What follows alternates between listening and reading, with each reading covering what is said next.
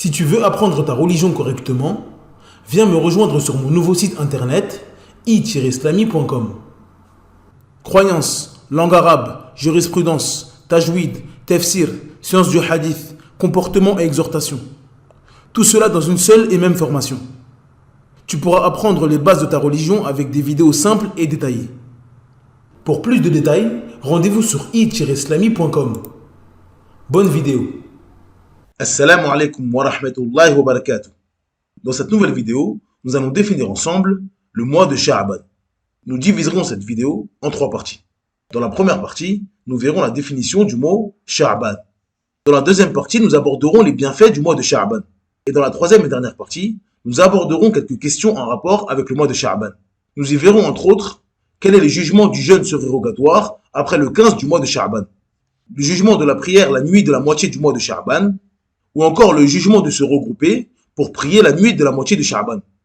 Sans perdre plus de temps, on passe à l'explication.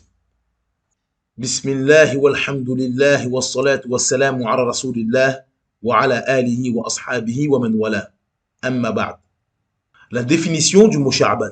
L'origine du mot Sha'ban vient des 3 lettres Shin, Ayn, Ba, qui forment le verbe Sha'iba, qui possède 2 grands sens. Le premier signifie se séparer dans le but de faire quelque chose. Le second signifie se regrouper à un endroit précis. Quant au mois de Sha'ban, il s'agit du 8e mois lunaire égérien, qui se situe après le mois sacré de Rajab et avant le mois béni du Ramadan. Ce mois fut nommé ainsi car les Arabes l'ont nommé durant la période où ils se dispersaient dans le but de trouver de l'eau et faire des réserves. D'autres savants ont dit que les Arabes ont nommé ce mois ainsi car au moment où ils ont voulu nommer les mois de l'année, ils étaient dans une période où ils se dispersaient pour les batailles, juste après le mois sacré de Rajab, mois où ils ne pouvaient pas combattre. Les bienfaits du mois de Sha'ban. Un mois de jeûne. Le mois de Sha'ban est réputé pour être un mois où le musulman doit énormément jeûner. Et cela pour plusieurs raisons. Premièrement, le suivi du prophète Mohammed sallallahu alayhi wa sallam. Il est connu que le prophète Mohammed sallallahu alayhi wa sallam jeûnait énormément durant le mois de Sha'ban. Aïcha radhiyallahu anha a dit: le prophète sallallahu alayhi wa sallam jeûnait parfois tellement au point où nous disions il ne rompt jamais son jeûne. Il rompait parfois tellement souvent son jeûne au point où nous disions il ne jeûne jamais. Je n'ai pas vu le prophète sallallahu alayhi wa sallam jeûner un mois complet à l'exception du Ramadan. Et je ne l'ai pas vu jeûner un mois en dehors du Ramadan autant que Sha'ban. Œuvrer durant les moments où les gens sont insouciants. L'islam encourage le croyant à œuvrer durant les moments où la majorité des gens sont occupés à autre chose. C'est pour cela que les prières de nuit ont un immense mérite, car il s'agit d'un moment où la plupart des gens ne sont pas dans l'adoration d'Allah Azza wa Jal. Usama ibn Zayd radhiyallahu anhu a dit: ô messager d'Allah, je ne t'ai pas vu jeûner dans un mois autant que tu le fais dans le mois de Sha'ban. Le prophète sallallahu alayhi wa sallam répondit: ceci est un mois à propos duquel les gens sont insouciants et négligents. Il est entre Rajab et Ramadan. C'est un mois durant lequel les actes sont élevés vers le Seigneur des mondes, et j'aime que mes actes soient élevés alors que je jeûne. Ce noble hadith nous informe sur un autre mérite du mois de Sha'ban. Il s'agit du mois où les œuvres annuelles des serviteurs sont élevées. La préparation au mois de Ramadan. Le mois de Ramadan est un mois béni que tous les musulmans attendent avec impatience. C'est un mois où le musulman doit œuvrer et faire le maximum de bonnes actions possibles. Mais nous voyons malheureusement des musulmans vouloir faire de bonnes actions durant ce mois, mais ne pas y arriver, ou ne pas être constants. Ils sont motivés les 10 premiers jours, puis les œuvres diminuent au fur et à mesure. Cela est dû au manque de la pratique du jeûne et des bonnes œuvres. Il est très difficile pour une personne de passer du tout au tout du jour au lendemain. Il faut impérativement entraîner son corps et son âme au jeûne. Certains musulmans ne jeûnent que durant le mois de Ramadan et mettent au moins une semaine avant de s'adapter au jeûne. Le manque de nourriture les affaiblit. Ils ne pensent qu'à dormir et à l'heure du iftar. Il sera donc très difficile pour eux de multiplier la lecture du Coran, se rendre aux 5 prières quotidiennes à la mosquée ou assister à des assises de sciences religieuses. C'est pour cela que le musulman doit prendre le mois de Sha'ban comme une préparation pour le mois de Ramadan. Aïcha radhiyallahu anha a dit: le mois de Sha'ban faisait partie des mois où le prophète sallallahu alayhi wa sallam aimait le plus jeûner, puis il le faisait suivre avec le mois du Ramadan. Le mois du rattrapage. Comme nous l'avons dit précédemment, le mois de Sha'ban est celui qui précède le mois de Ramadan. C'est très souvent la période où les musulmans rattrapent les jours de jeûne de Ramadan qu'ils n'ont pas jeûné l'année précédente. Aïcha radhiyallahu anha a dit: je ne rattrapais les jours que je devais effectuer de Ramadan que durant Sha'ban, jusqu'à ce que le prophète décède. Question en rapport avec le mois de Sha'ban. le jugement du jeûne surérogatoire après le 15 du mois de Sha'ban. D'après Abu Hurairah radhiyallahu anhu, le prophète sallallahu alayhi wa sallam a dit: lorsqu'il reste la moitié du mois de Sha'ban, ne jeûnez pas.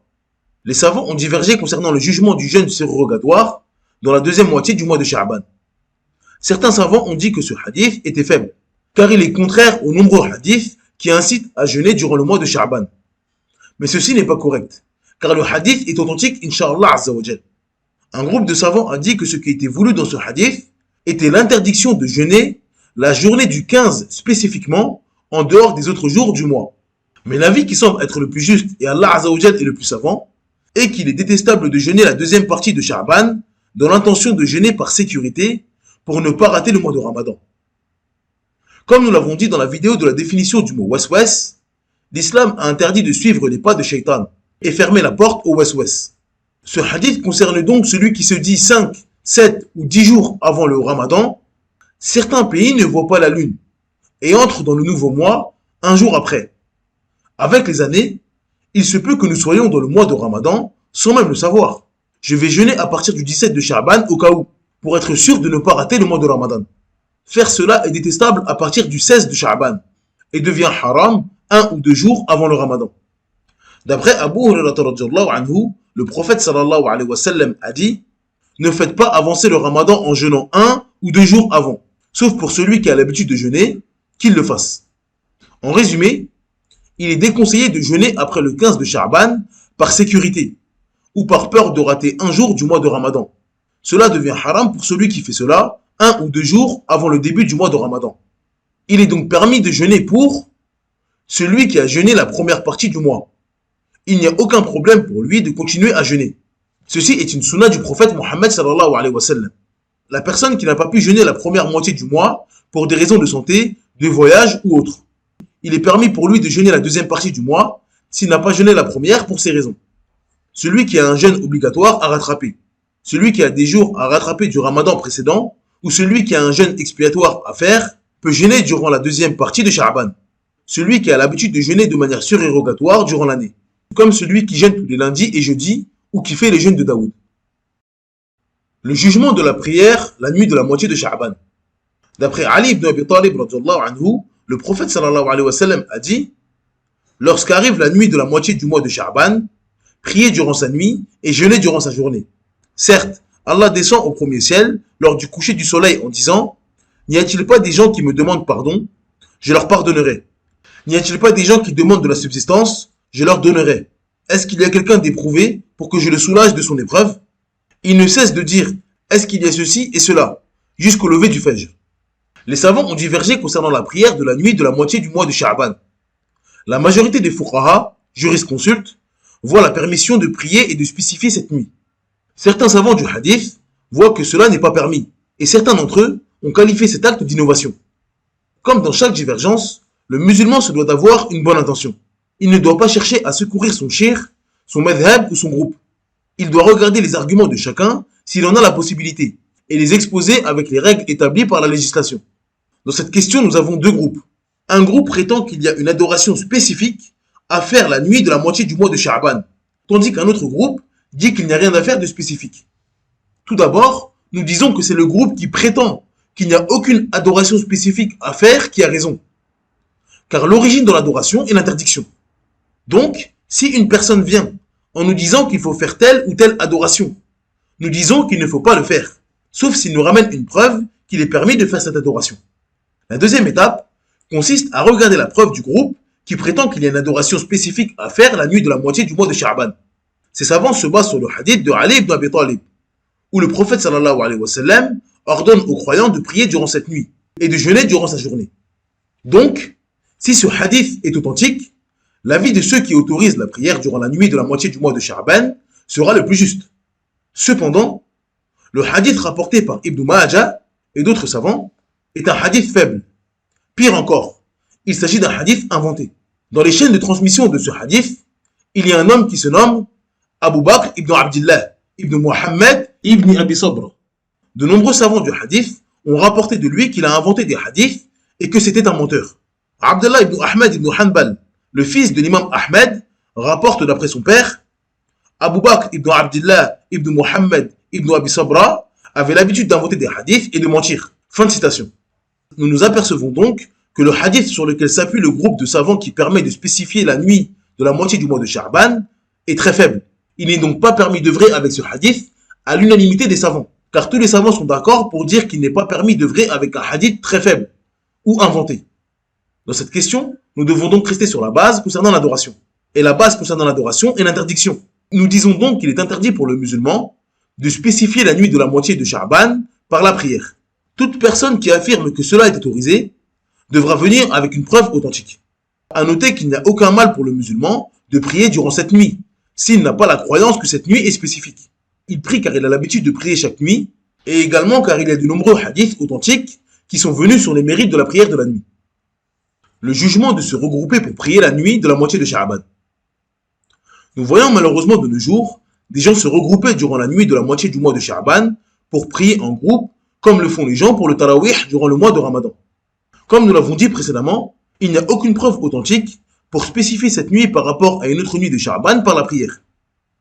Mais les gens qui font cela ont ajouté un mal à un autre mal. Même les savants qui voient la permission de prier spécifiquement durant cette nuit n'autorisent pas les gens à se réunir pour prier en groupe comme pour le Tarawih. Beaucoup d'entre ceux qui autorisent de spécifier cette nuit voient qu'il est détestable de se réunir pour prier, tandis que d'autres mentionnent clairement que cela est haram. Il ne fait aucun doute que le musulman doit s'éloigner de cela, car il n'a jamais été rapporté du prophète Mohammed sallallahu alayhi wa sallam, ni des compagnons qu'il faisait cela durant le mois de Sha'ban. En résumé, il est important pour le musulman de savoir que les savants ont divergé concernant la spécificité de la nuit de la moitié du mois de Sha'ban.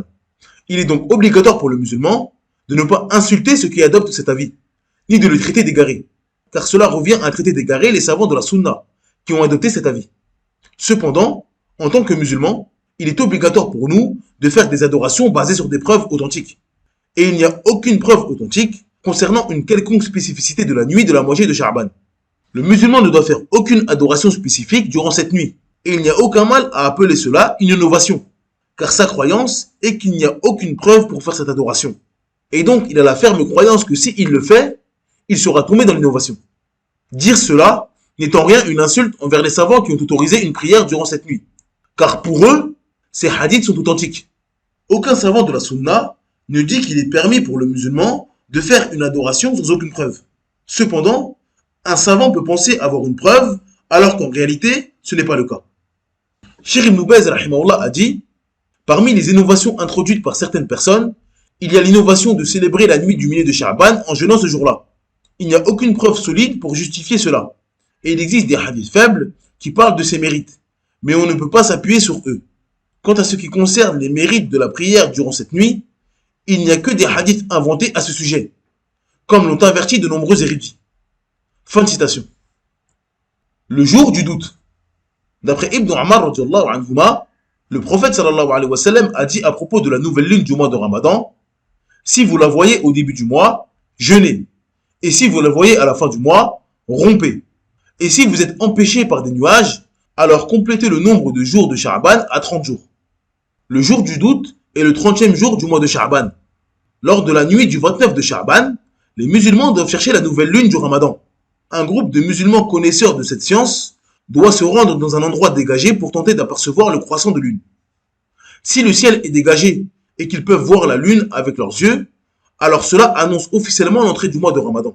Cependant, si le ciel est couvert et qu'ils ne peuvent pas voir la lune distinctement avec leurs yeux, alors le mois de Sha'ban sera de 30 jours. C'est ce jour du 30 de Sha'ban qui est nommé le jour du doute, en raison du doute sur l'entrée du Ramadan ou non. Comme nous l'avons dit précédemment, il n'est pas permis de jeûner quelques jours avant l'entrée du Ramadan, de peur de rater un jour. Allah Azza wa Jal et son messager nous ont montré la voie du bien, la voie de l'islam qui mène au paradis. Celui qui cherche à contredire cette voie en jeûnant de peur de rater un jour de Ramadan aura désobéi au prophète Mohammed sallallahu alayhi wa sallam. Abu Ishaq rapporte d'après Silah, nous étions aux côtés de Ammar ibn Yasir, le jour du doute, lorsqu'il vint avec un mouton pour en manger. Les gens ont commencé à se questionner mutuellement. Ammar dit alors, celui qui jeûne le jour où les gens doutent aura désobéi au prophète. Cette vidéo est maintenant terminée. J'espère que vous l'avez appréciée. Si c'est le cas, n'oubliez pas de vous abonner à la chaîne en cliquant sur le bouton d'abonnement et en activant la cloche de notification. afin de ne rien manquer de nos prochaines vidéos. Vous pouvez télécharger gratuitement le PDF de cette vidéo sur le site i-islami.com. N'hésitez pas à commenter la vidéo en partageant votre avis ou en posant des questions dans la section commentaires. Vos commentaires aident à améliorer le contenu de la chaîne et à mieux répondre à vos attentes. Si vous souhaitez rester connecté avec nous en dehors de YouTube, vous pouvez nous trouver sur Instagram, Twitter, TikTok ou encore Facebook. Nous partageons du contenu exclusif et des mises à jour régulières sur ces plateformes. De plus, si vous êtes intéressé par les podcasts, vous pouvez également nous suivre sur des plateformes telles que Spotify ou Deezer, afin d'écouter nos vidéos hors ligne. En attendant, je vous dis Assalamu alaikum wa rahmatullahi wa barakatuh. Subhanakallahumma bihamdik. Ashhadu an la ilaha illa ant. Astaghfiruka wa atubu ilayk.